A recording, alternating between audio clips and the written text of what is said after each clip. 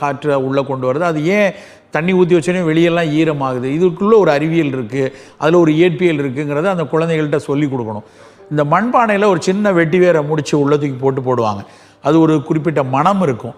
அப்புறம் மண்பானை தண்ணீரை குடித்தோன்னா யூரின் எரிச்சல் குறையும். நீங்கள் நல்லா ஃப்ரிட்ஜ் தண்ணி குடிச்சிட்டே இருங்க, யூரின் எரிச்சலாக தான் இருக்கும். ஆனால் அதே மண்பானை தண்ணீர் குடிச்சிங்கன்னா யூரின் எரிச்சல் வராது.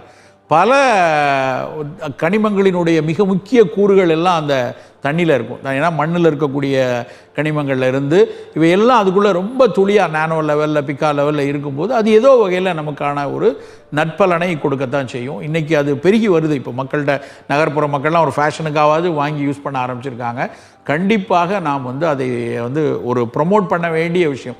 அது மூலமாக நம்முடைய ஒரு வரலாறும் வாழ்வியலும் வேற செம்மைப்படுது. ஒரு மண்பானைங்கிறது ஒரு 3000 வருஷ கூறு. கீழடியிலையும் மண்பானையை தோண்டி எடுத்து காட்டுறாங்க.